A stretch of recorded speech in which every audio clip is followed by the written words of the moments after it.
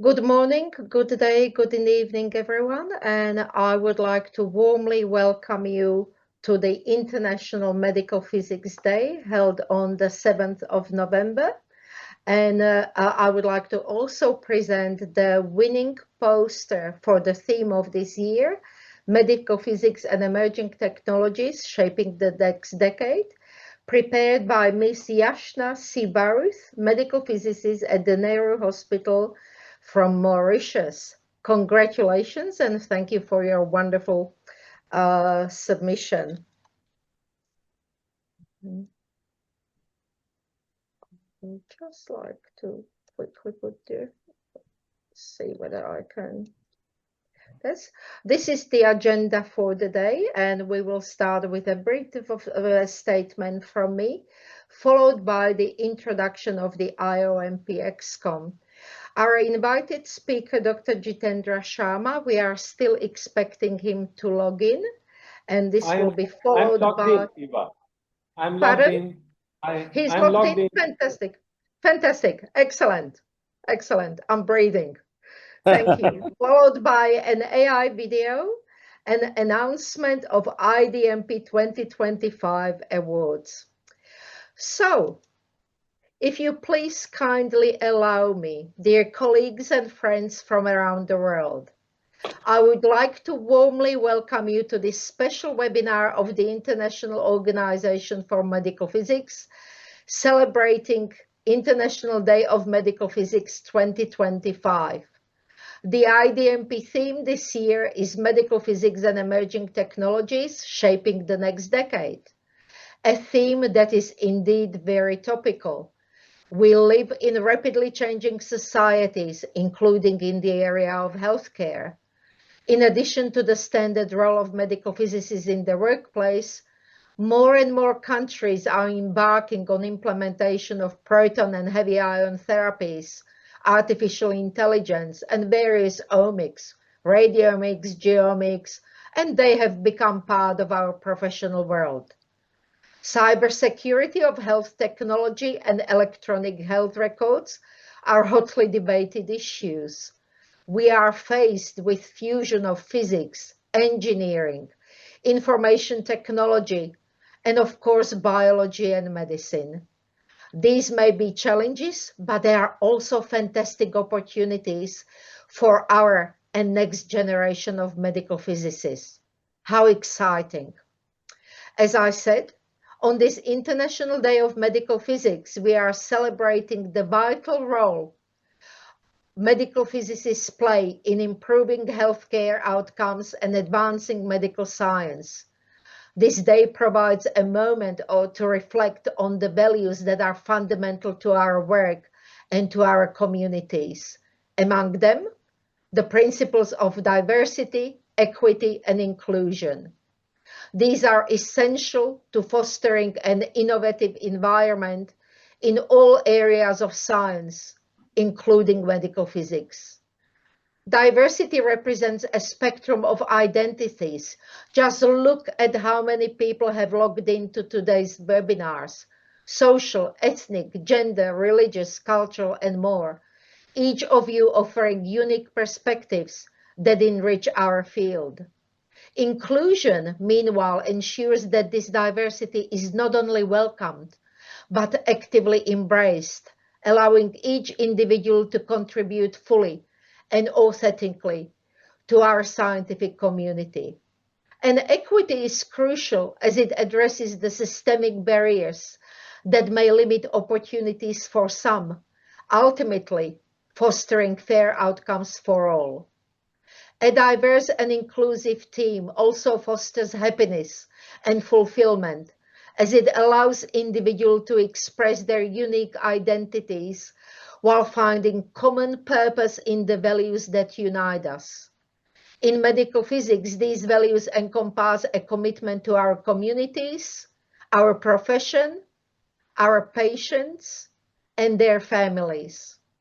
With this, wishing you a wonderful International Day of Medical Physics, inviting you all to participate, contribute, and communicate. Thank you.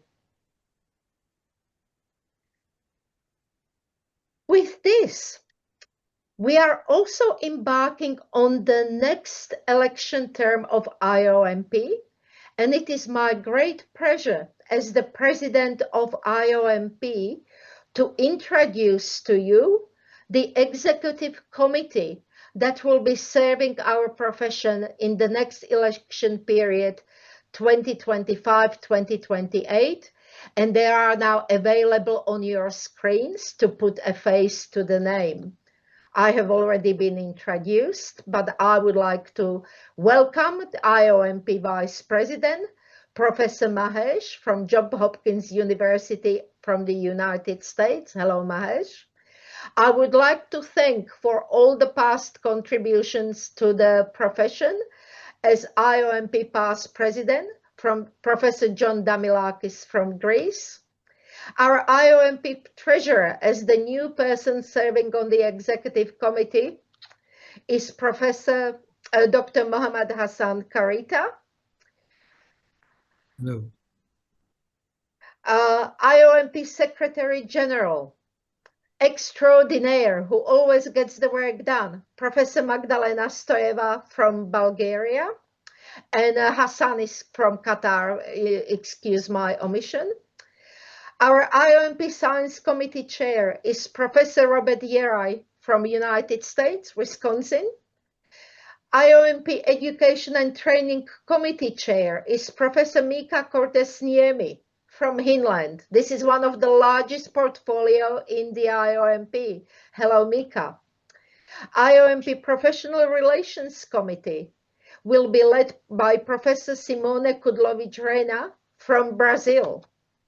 IOMP Awards and Honors Committee will be led by Professor Kwan Hung Ji from Malaysia. IOMP Publications Committee will be led by Dr. Francis Hensford from Ghana. IOMP Medical Physics World Board is chaired by Professor Chai Hong Yeong from Malaysia. International Commission on Medical Physics will be led by myself, joining you from Australia. The Rules Committee that looks after the currency of the constitutions and that we adhere to the rules and guidelines of the IOMP will be led by Professor Mahesh from the United States. He will be also leading the nominating committee of IOMP.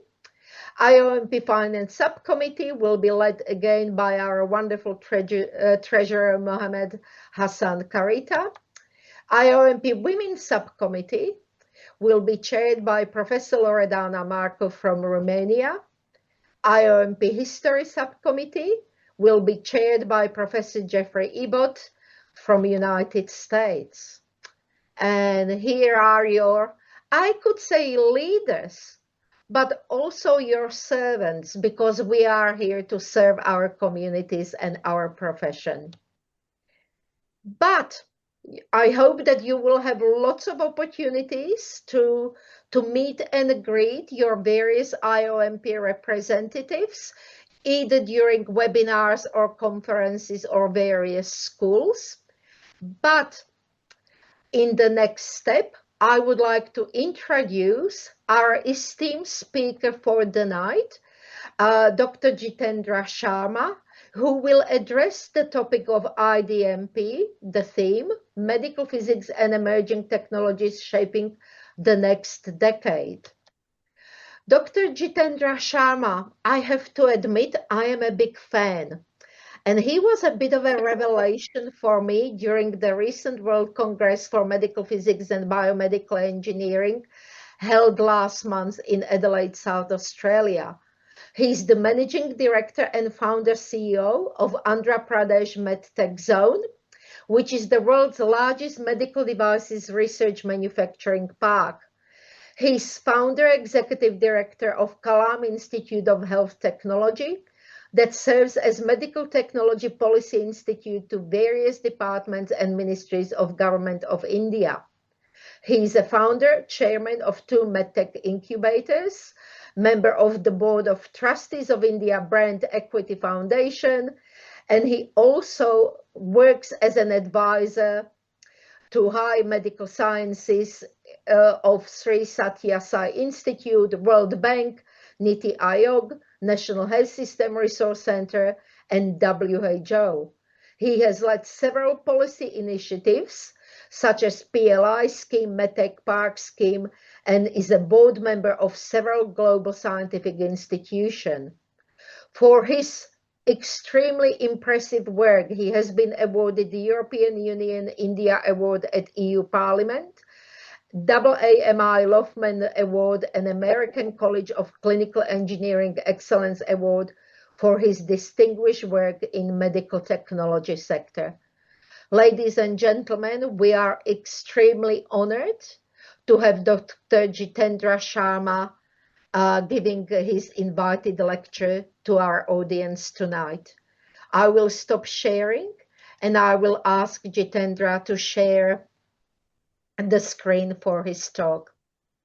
Thank you kindly. Thank you, Eva, and I hope you can hear me well. We can hear you, thank you. And thank you for a very, I don't believe that that introduction was mine. But if I were to appreciate your kindness in giving me that appreciation, thank you also for giving me the opportunity to be here this evening. I understand how you are an extremely busy person, so we appreciate your time. I'm actually not. I'm just occupied. I'm not busy. And there is always the difference between being occupied and being busy. This is a day of celebration for all of us, right? Because it's the International Day of Medical Physics.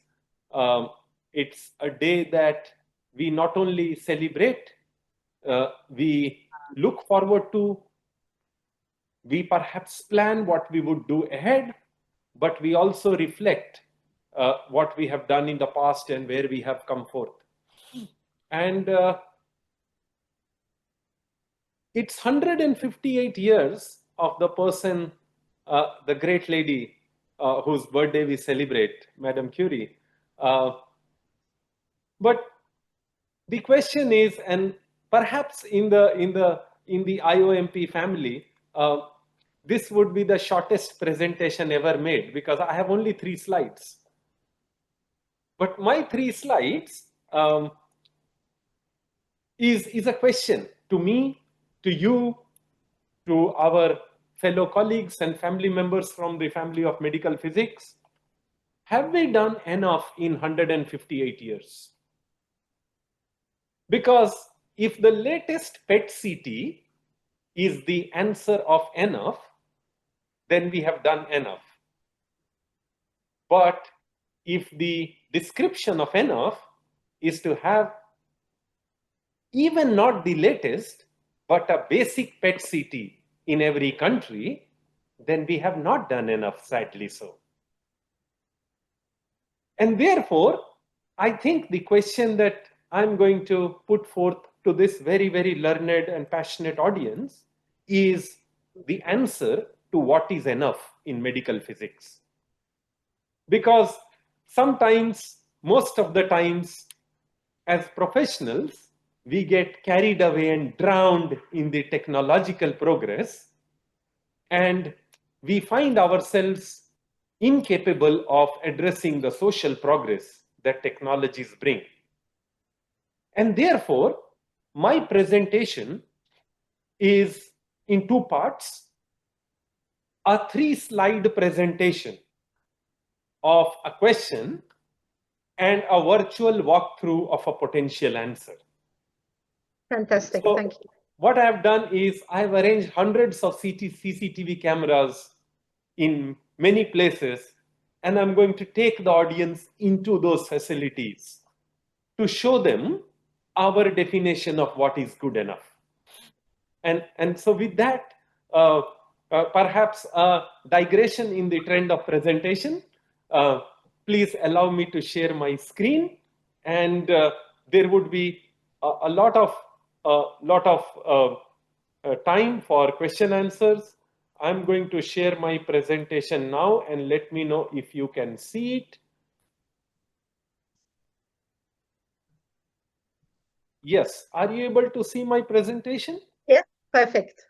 Yeah, so the question that I am asking today in this momentous day, the International Day of Medical Physics, is democratizing medical physics, democratizing radiology, and that as a tribute to Madame Curie.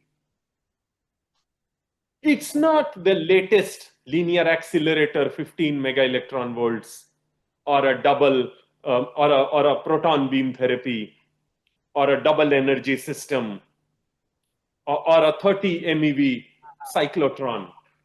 The question is, have we democratized radiology?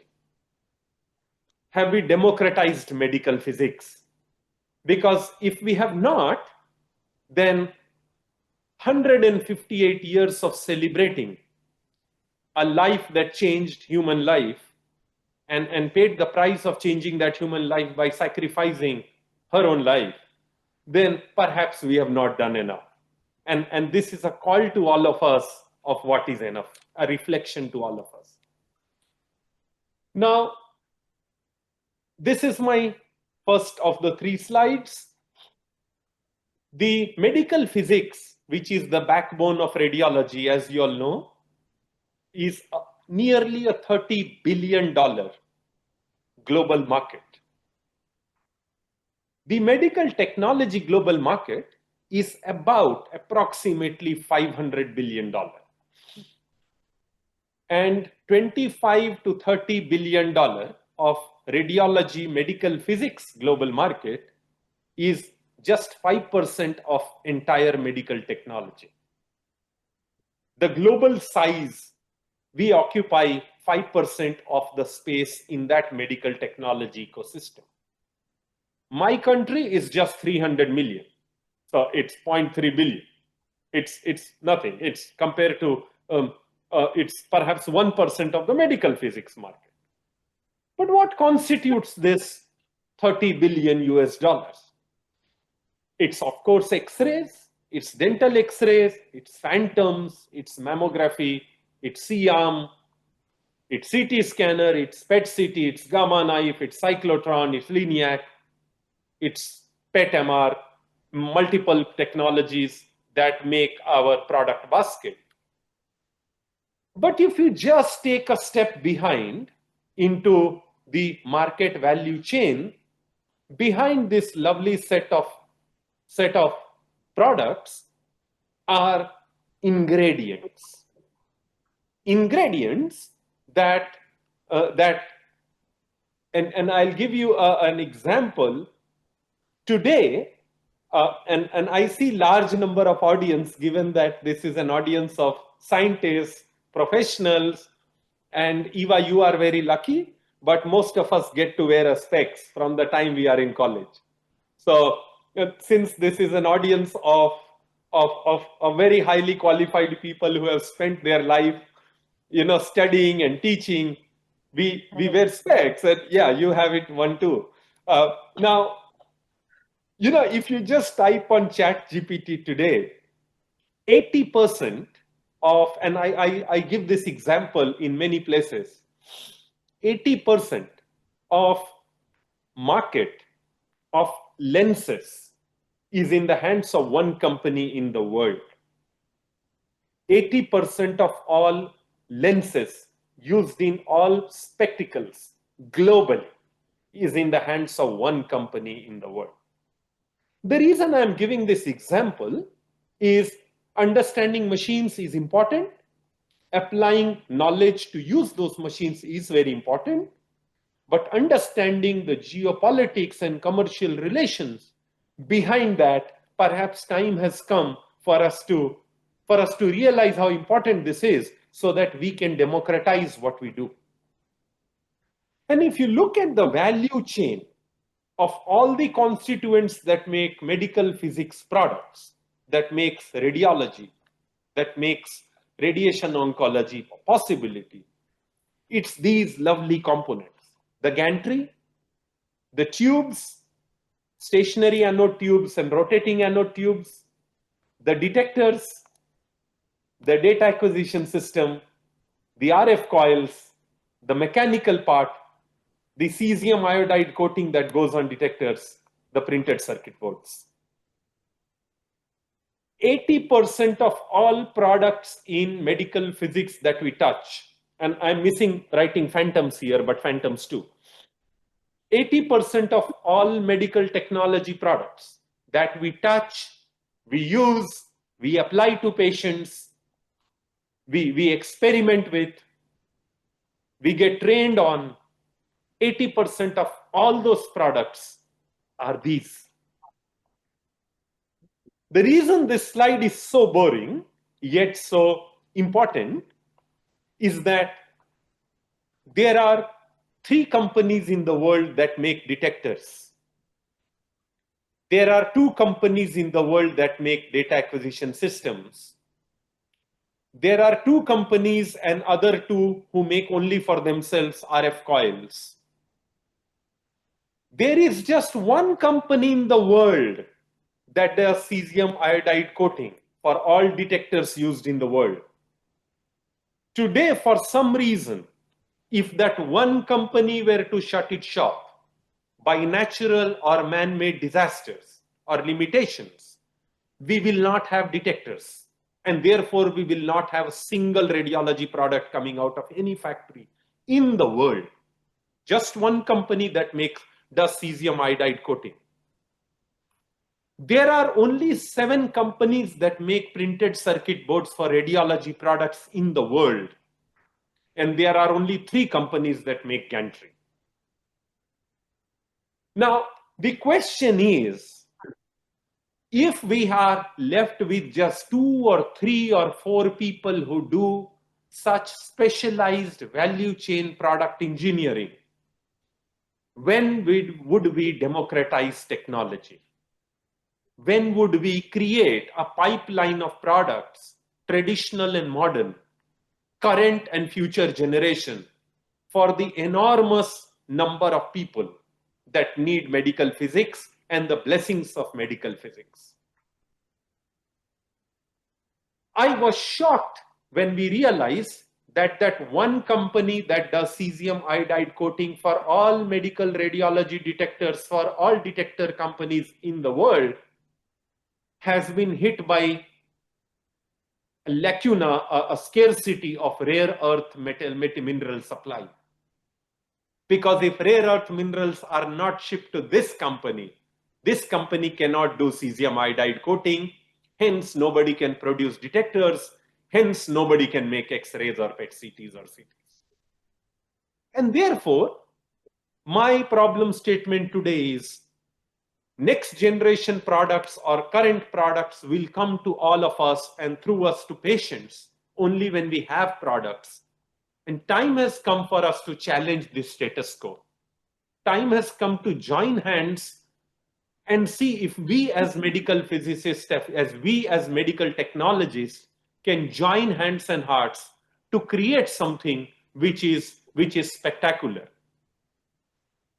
So the problem that this scenario brings in is this: a disaster.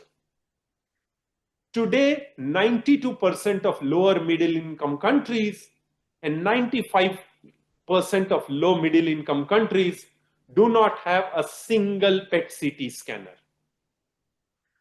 And therefore, in none of these countries you can actually do not just radiation oncology, but even medical or surgical oncology.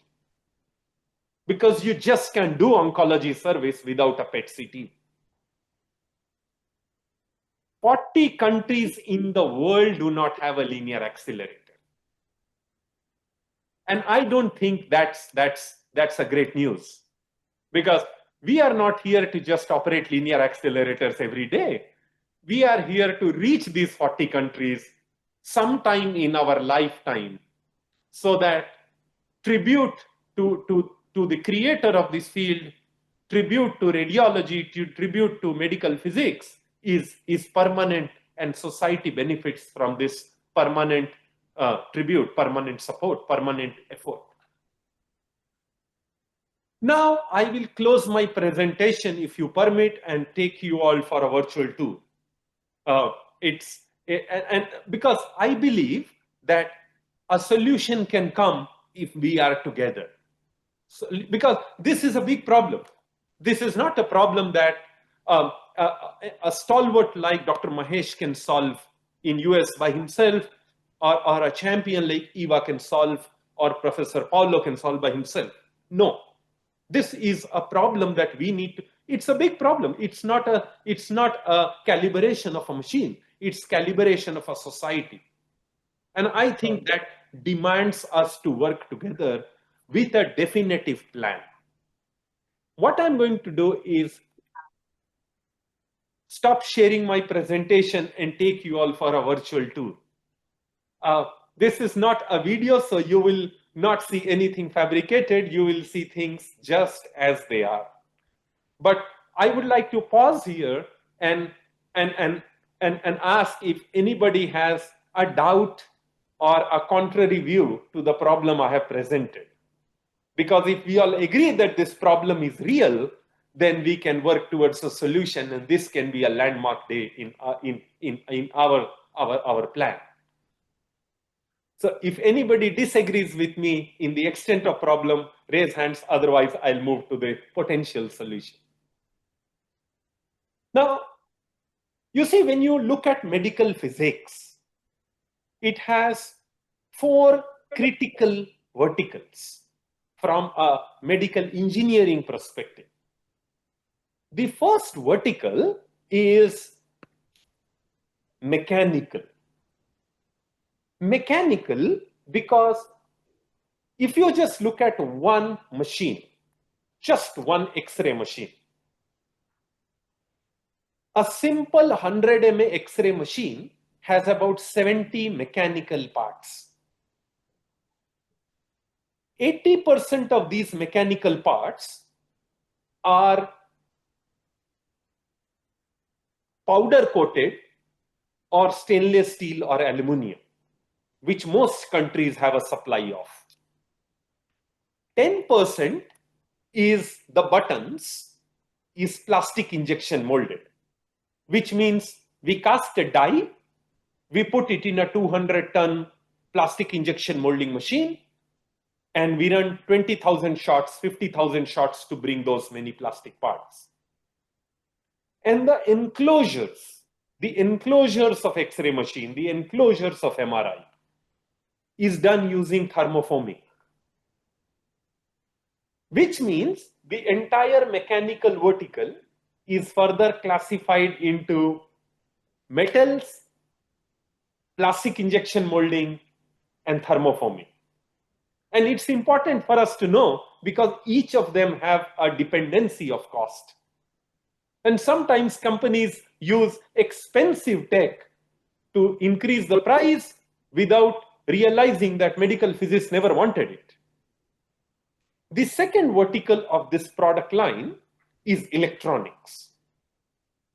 Primarily, the sensors, both electrochemical and MEMS-based sensors, the printed circuit boards, which range from 4-layer boards. In radiology, we go up to 18-layer motherboards, 18-layer printed circuit boards. And the third component is anything which has to do with data acquisition, scintillators, DAS, and so on. So that's the second vertical, which is the electronics. So mechanical, 1 vertical, 3 parts, and electronics, 1 vertical, 3 parts. The third vertical is anything which is glass.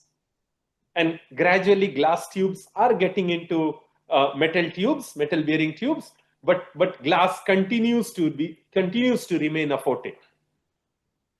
Now, glass, medical glass with good refractive index, which can hold anode, cathode, and an inert atmosphere, is the third component, which is third vertical, which is anything to do with glass.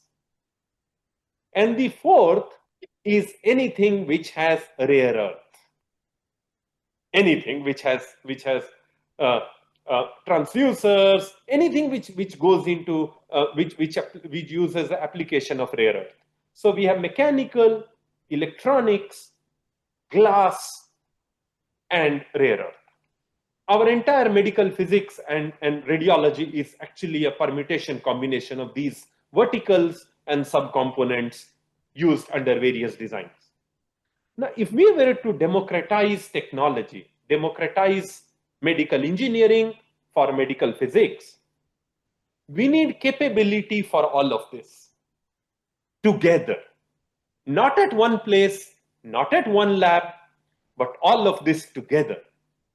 And our experience says the CT scanner, and as Director of Medical Technology for India for the National Health Resource Center, I used to buy CT scanner for $0.6 million US, which was about, in those days, about 10 years ago, about 4 crores. We call crore in India. At that time, it was 600,000 US dollars. Today, the same 64 slice CT scanner, I am able to produce and give to my country and to many countries that take from me in 150,000 US dollars. The same machine I have purchased, I have dropped down the cost of that machine by producing it by 75%. What that has led to? Today we have 800 CT scanners in 800 district hospitals that we are able to afford. My presentation today, the actual presentation, is in sharing how we did it together. Allow me to share my presentation, a virtual presentation now, which is about what we are, what we do, how we do.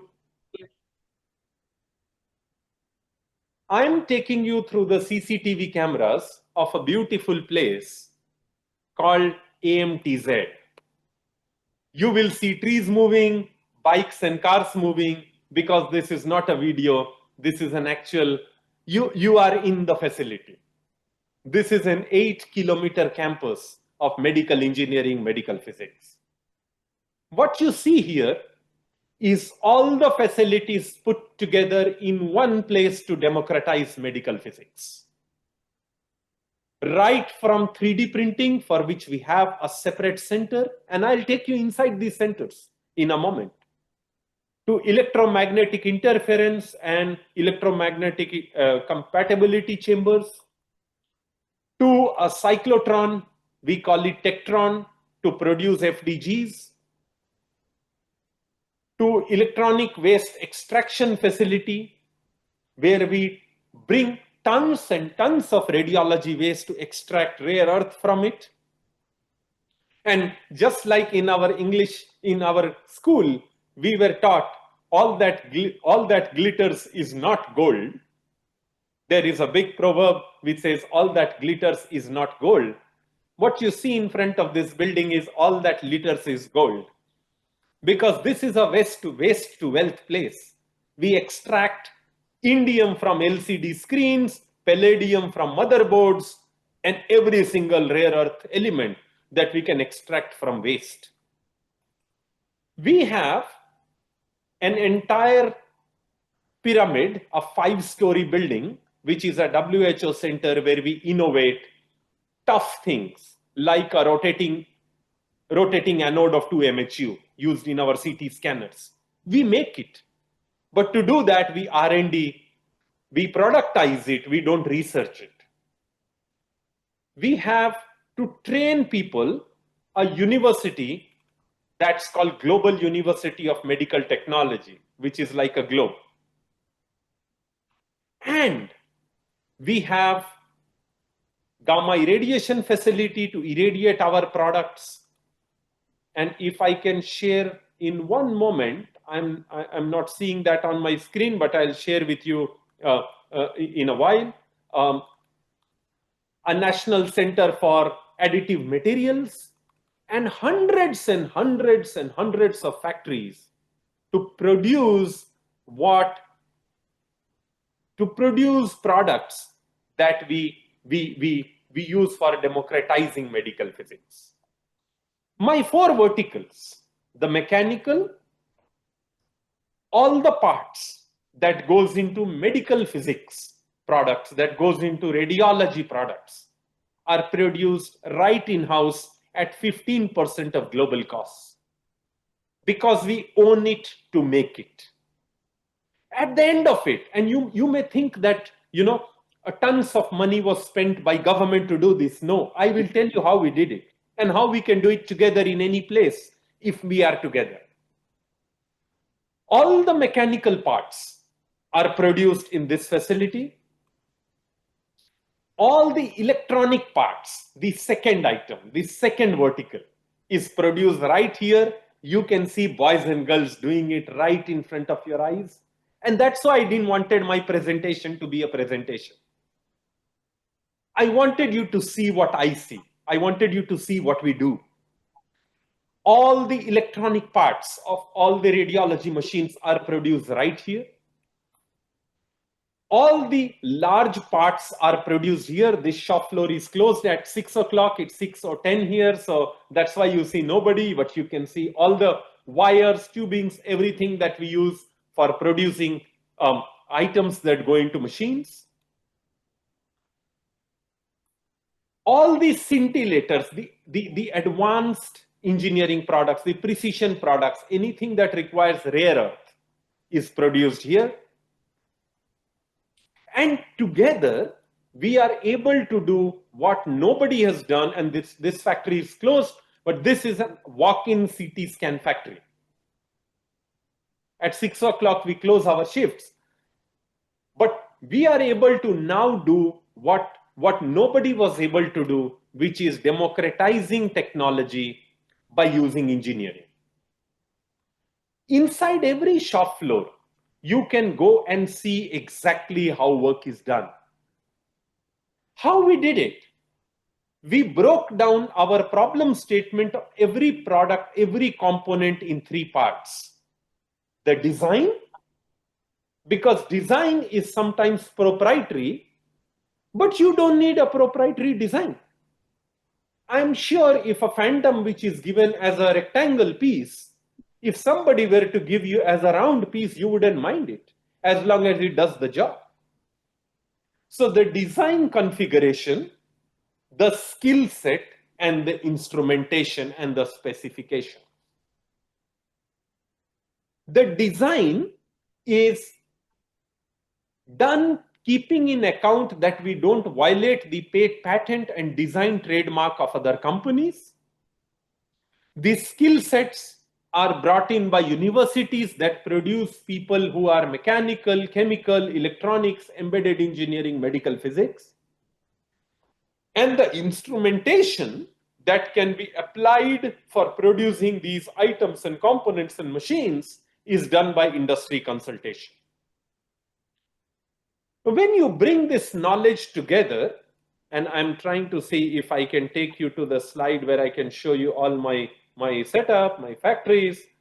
Maybe I don't have that view. No, I don't have that view. Apologies for that. Now, when we do that, what we can really achieve is literally a campus that can produce any medical technology of medical physics that's required. Today, I'm able to produce X-rays, dental X-rays, mammography, C-arms. I have a cyclotron, so we can produce FDGs, PET-CT, MR, PET-MR, PET-CT, CT, cath lab, everything, and linear accelerators. My linear accelerator factory is not yet ready. We should have it by August next year. It's under construction. And today, the entire medical physics applications, radiology applications in my country cost 40% of what it was costing 7 years ago. What we did was we brought in skill sets from academic institutions, technology or capital investment from industry, and a group of people that wanted to achieve it together. I will stop my virtual tour here only to tell you that if you break down this enormous field of medical radiology into true constituents, which is mechanical, electronics, glass, and rare earth elements, and create technological centers using capability of people that have knowledge of medical physics, and bring in part investment from industry, there is a world waiting for disruption. There are companies waiting to bring medical linear accelerator starting from 6 MeV, going up to 15 MeV. If some people in medical physics can give them supportive supervision and hand-holding on beam bending, for example.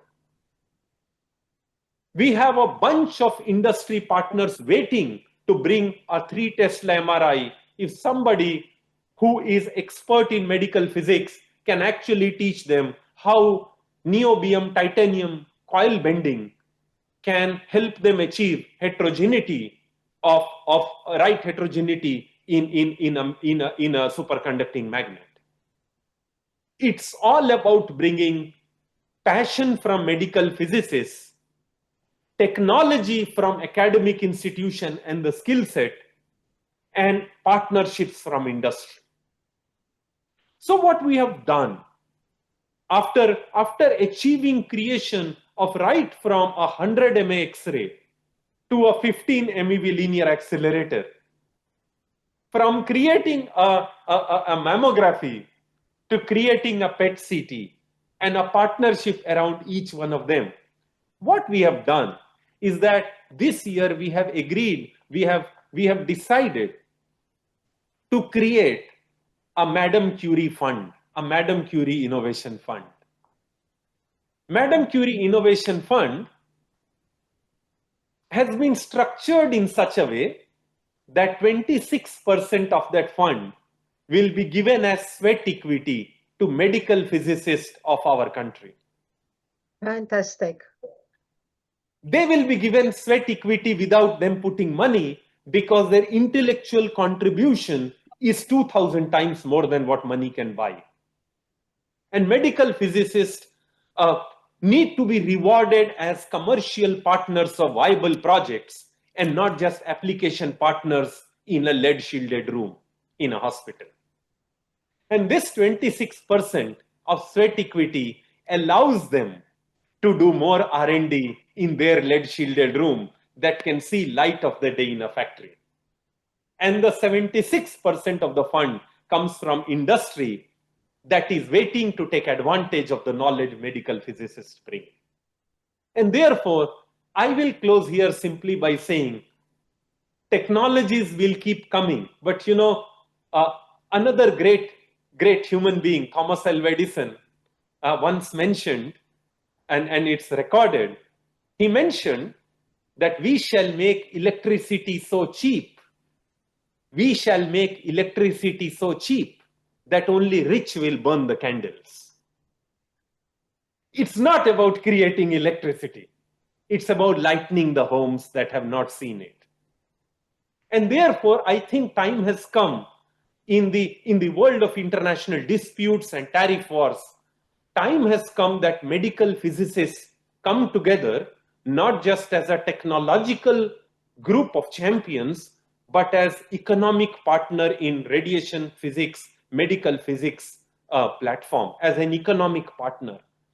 All I say with my folded hands to this big family is, we would be very happy to have you part of our Mother Curie Innovation Fund so that we make medical physics so inexpensive that patients don't have to go to a hospital, patients don't have to go to a hospital in countries just because they don't have a linear accelerator in their country. And the reason though they don't have it in their country is that it costs $4 million to buy it. If the cost of CT scanners can be reduced by 75%, PET CT by 60%, linear accelerator by 40% just by bringing knowledge and the ability to produce critical components together. We all can be part of that success story. So thank you for giving me this wonderful opportunity, and over to you, Eva. Thank you once again. Thank you kindly, Jitendra. That was fantastic and very thought-provoking, and I can see lots of comments about how inspiring and amazing this presentation has been. And I fully agree with you. We often talk about health equity and sustainability, and part of it would be taking away the monopoly for production of parts from a handful of companies. And what I remember from your message at the World Congress is the 3 C's: capability, capacity, and collaboration. And if we work together, let's hope that we can create, with the collaboration of engineers and physicists and other scientists, equipment that will be much more readily accessible to all parts of the world. I don't know whether we are sort of running out of time, whether I can ask maybe John or Mahesh that represent the radiology community for maybe some concluding remarks before we go to the next item. Sure. I would like to thank Dr. Sharma for his excellent presentation. I also think that medical physicists, especially the young generation, should be not only innovators, but also, as you said, economic partners. And I just want very briefly to remind the audience the theme, the IDMP theme: medical physics, emerging technologies, shaping the next decade.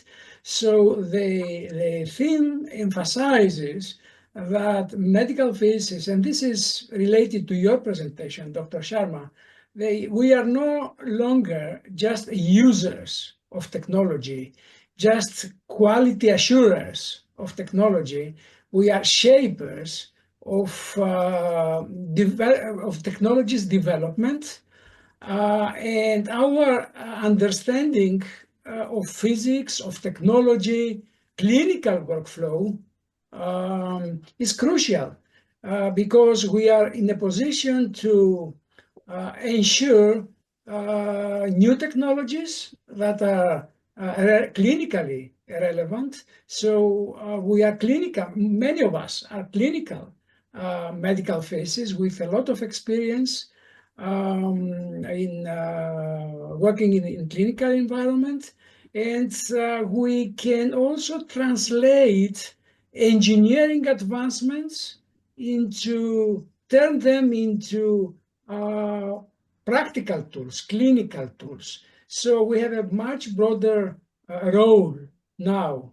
So I will just finish in the interest of time by saying that, of course, it's great to take a moment today to celebrate IDMP, but let's keep that energy going all year long, not only for one day, not just for one day.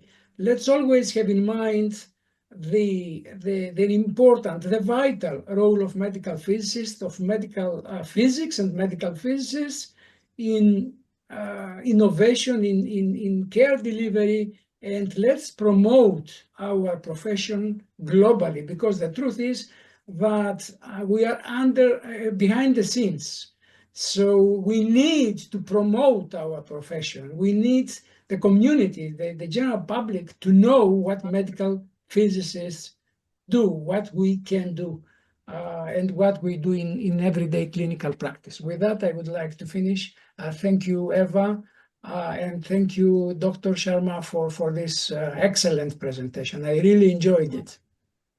And I invite all of you to Vizag, where we are located.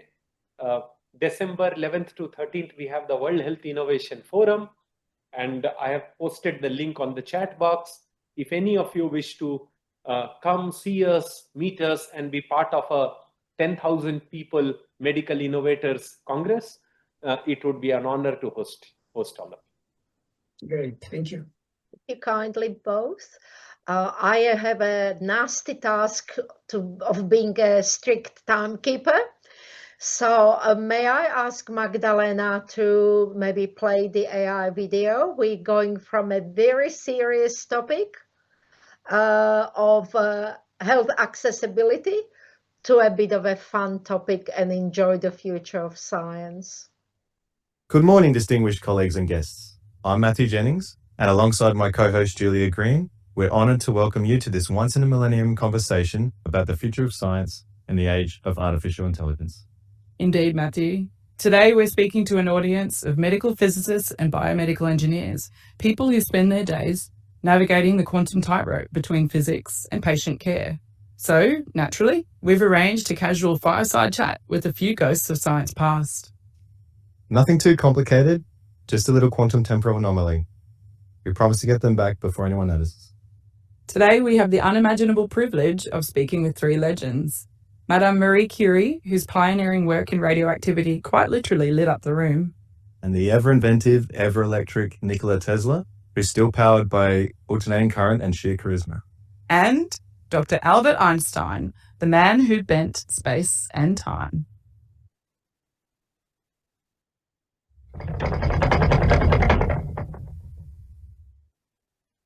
Dankeschön. I must say, time travel is oddly smooth when you accept that time is relative. Still, it feels like I've been dragged into one of Schrödinger's cat boxes, only with worse coffee. Ah, but what a beautiful future this is. I dreamed of wireless power and planetary resonators, but talking AI, machines and robotic radiation beams, even I didn't see that coming. Although I may have mentioned something like it in my 1908 notebook, right between teleportation and my shopping list.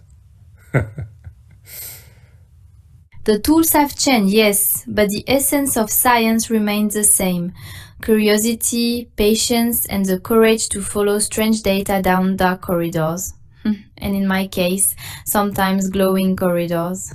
Well said. Let's begin with the elephant in the server room, artificial intelligence. Professor Einstein, you once said, computers are fast, accurate, and stupid. Humans are slow, inaccurate, and brilliant. Do you think that still holds true? Yeah, but now it's more complicated. These machines, they compute with elegance. But is that the same as creativity?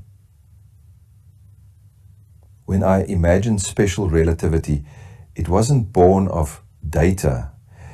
It was born of chasing a beam of light in my mind as a child. But Albert, imagination is precisely what machines are beginning to simulate.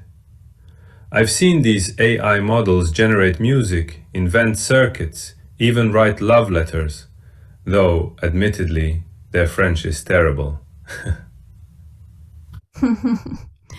Perhaps they are like new graduate students, enthusiastic, unpredictable, and in need of supervision. But tell me, can they tell when an anomaly is a mistake or a discovery? Many of my breakthroughs came from results no machine would have trusted. That's a powerful point, Madame Curie. In modern radiation oncology, AI is now contouring organs and suggesting treatment plans. And yet the human still remains in the loop. For now. I hope always. When I held radium in my hands, I could feel its presence. There is an intimacy to experimentation that cannot be delegated to silicon. But mustn't we evolve? I designed machines to amplify human capability. AI is simply the next stage, a synthetic collaborator. Why fear the future when we can wire it ourselves? Because, Nicola, machines may excel at logic, but not wisdom. Technical precision is not moral clarity. Remember, E equals mc squared gave us energy and the bomb. We must guide these tools with care, like toddlers with calculators, useful but dangerous. Wise words. Madame Curie, can I ask, in an AI-enhanced lab, who do you think's responsible when things go wrong? The programmer, the physicist, the patient who signs the consent form? Responsibility must remain human. A tool is only as ethical as its wielder. Even radium, which cured so many, burned my skin. Radiation heals or harms. Electricity enlightens or electrocutes. AI liberates or manipulates. The scientist's task is stewardship. We must teach not only the science, but the conscience. And yet, ethics evolve too. I was once dismissed as a madman for suggesting we could wirelessly transmit energy. But now, your smartphones feast on invisible ways. The future always begins as a heresy. Today's heresy is tomorrow's Nobel Prize, or meme, depending on the internet's mood. Tesla's point raises another question. Can AI help us explore ideas once thought too vast, like unifying quantum mechanics and gravity? I've spent decades trying, Julia. These mathematical jungles, they are deep. But perhaps a machine can map them faster than I ever could. Still, we must not confuse complexity for truth. Yet, uncertainty remains. Measurement collapses wave functions. Calibration collapses budgets. Complexity is beautiful. Let the machines find patterns we cannot see. Let them show us where the lightning hides inside the numbers. But the results must be testable. In my day, we use electroscopes. Today, we use PET scanners. But no theory is complete until it leaves the blackboard and meets the patient. That's an excellent point. AI is already being used for treatment optimization, image segmentation, and even predicting outcomes. Do you think that practitioners will become merely supervisors of these algorithms? Supervisors or custodians?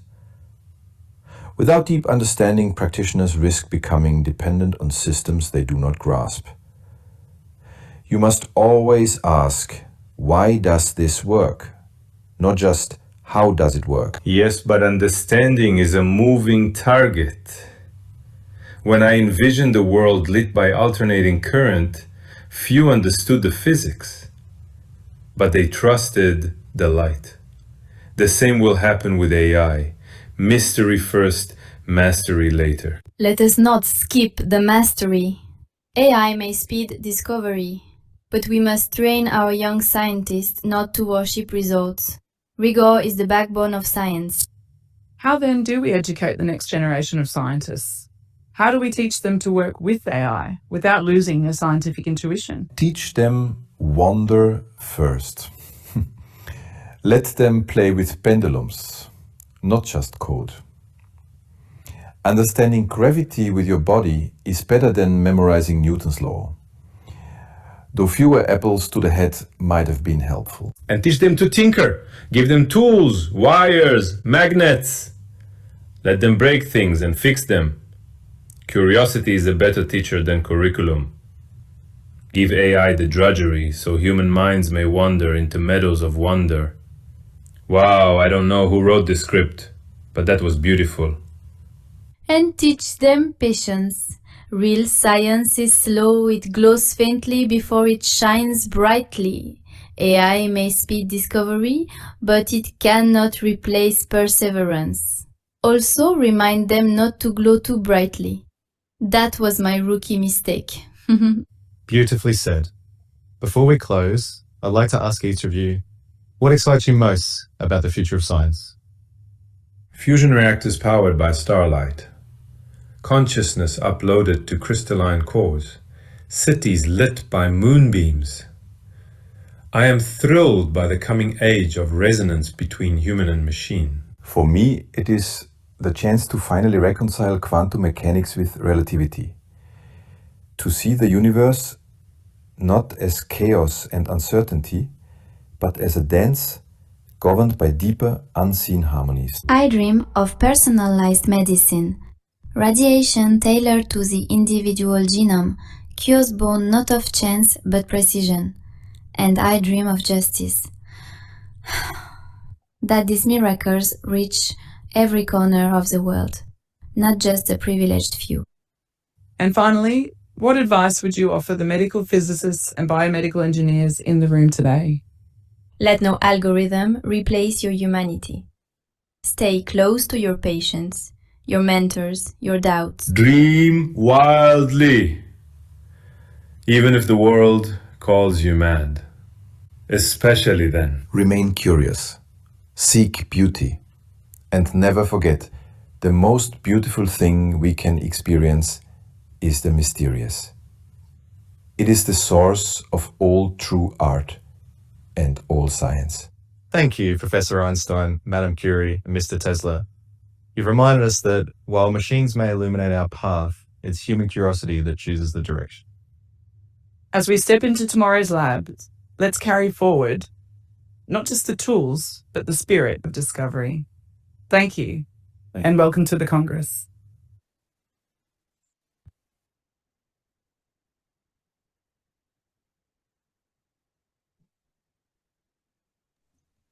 Thank you kindly. Michael Douglas, can you please show us your face? So this video was created here by my team in Adelaide. Michael may not hear me, and so my students and postdocs and Matthew and Julia wrote the script, and Michael Douglas was the AI expert extraordinaire to pull the movie together. So thank you, colleagues. Hope you enjoyed it. And I think it actually, many of the messages resonated with what Dr. Sharma told us today earlier. I will now share the screen myself again and proceed to the last item of the agenda for today. And this is the part of the celebration to announce the IDMP, International Day of Medical Physics awardees for 2025. And can I please have all the awardees to show themselves on the screen? And can I please congratulate Professor Mary Martel, representing North America and therefore American Association of Physicists in Medicine. Professor Kay Thalayan, representing Asian Federation of Organizations for Medical Physics, representing also Association of Medical Physicists of India. Professor Patricia Mora, representing Association of Latin America de Física Médica, or ALFIM, our South American and Latin American colleagues.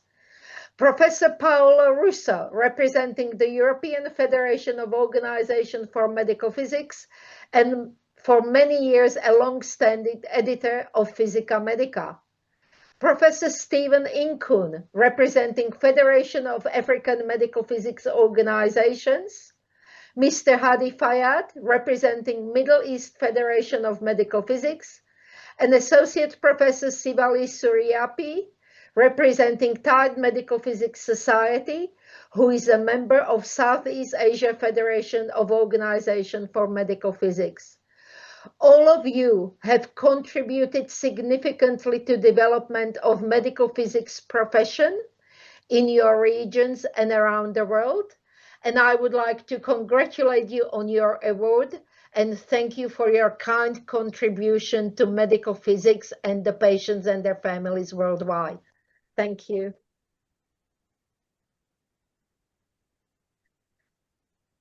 With this, it is a bit sad, but the time is out. So I have to thank all of our awardees, all of our ExCom members, Dr. Jitendra Sharma for delivering such an eye-opening and I think a heartfelt lecture about the duty that we have towards our societies, how to really improve the world and improve the accessibility of healthcare to our communities. And most of all of the over 1,000 participants from around the world and different time zones who spend their time with us. And I hope to see you in December for the next webinar, which is dedicated to young achievers of our professions. So monitor the website of IOMP soon. Thank you all.